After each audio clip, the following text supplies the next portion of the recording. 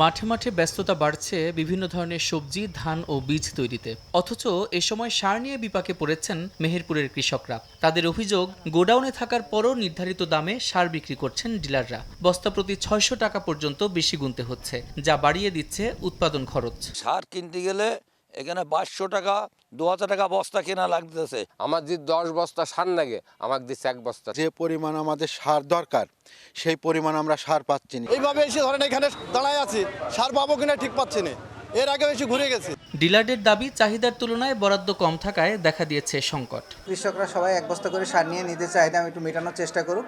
ইনশাল্লাহ এর পরবর্তীতে আমরা পুরোপুরি সার দিয়ে তাদের চাহিদা পূরণ করে দেব।